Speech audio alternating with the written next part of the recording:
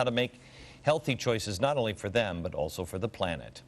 I don't know about you, but I would rather make my own choices. Seems like an easy choice, but yet here we are. Back again with Lord Christopher Monckton, former advisor to the British Prime Minister, Margaret Thatcher, and climate change expert, and John Bolton, former U.S. ambassador and also Fox News contributor. Okay, Lord Monckton up at the blackboard. Boy, that's intimidating. Have I ever done that to you? That's not good. Yes, my lord. Pay attention, Beck. Yes. 5 points from Gryffindor for smiling in class. All right, what do you have? Right.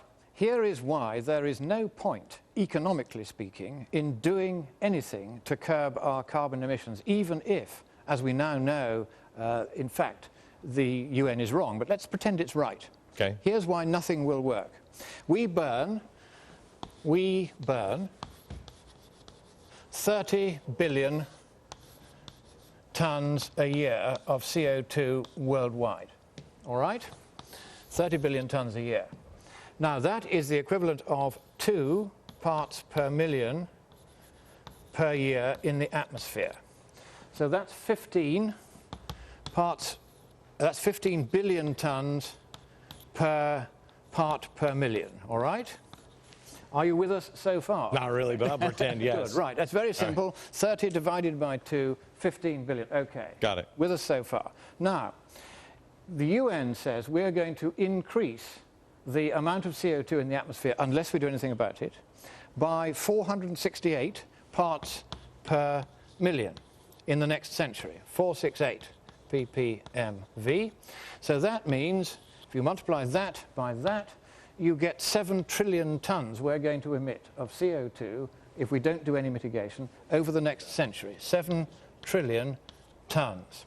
Okay. Now, they say that those 7 trillion tons are going to cause 7 Fahrenheit of warming in the next century.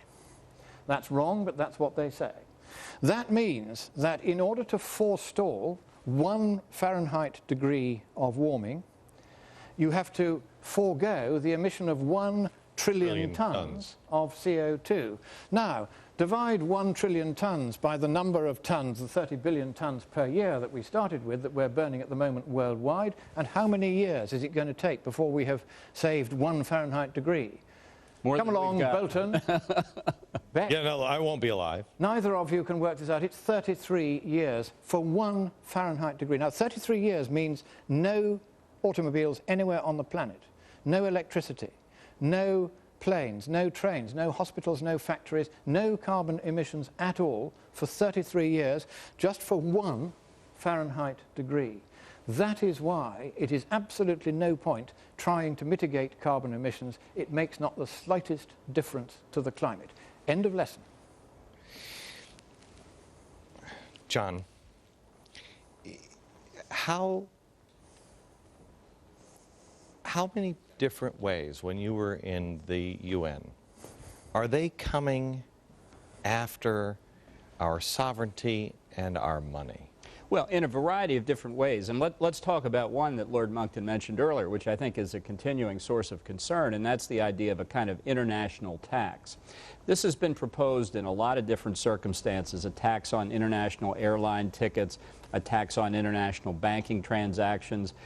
Here in Copenhagen, it's a tax on environmental related things. But the point is to provide a source of revenue to supranational institutions independent of the decisions of member governments, because the left internationally has recognized that the funding mechanism for the UN doesn't work. When you assess contributions annually and you have to depend on those Americans in Congress to pass annual appropriations, they fear Congress cutting off their money. So they're constantly looking for sources through some kind of tax mechanism that will bring in revenue that they can use independently of Congress. That's why in the Law of the Sea Treaty there's a revenue source from seabed mining. That issue, which sounds mindlessly technical, is something that comes up over and over again, and something that members of Congress and the American people need to know about and be concerned about. When we're talking about CO2, the idea is the more CO2, the warmer it gets. That's the idea. Right. Not true, but that's the idea. But we're in a cooling period. Yes. And I'm hearing now scientists say that the cooling that is happening only proves how warm it's getting. That's right, and that makes no sense, does it? No. No, none whatever. So bring over, these are from Newsweek. Did you see these?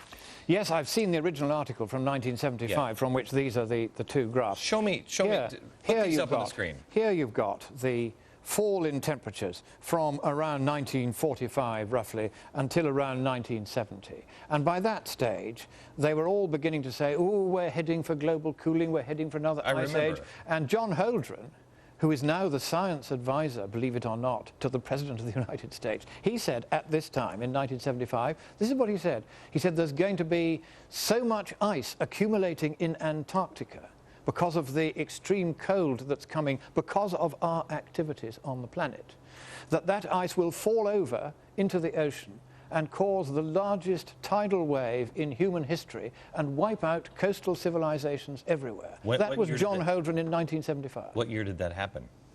Oh, big tidal wave. I missed that. I missed that. You know what? Yeah. There was no Fox News at that time. That's why you never saw that. You never got told. Back in just a second.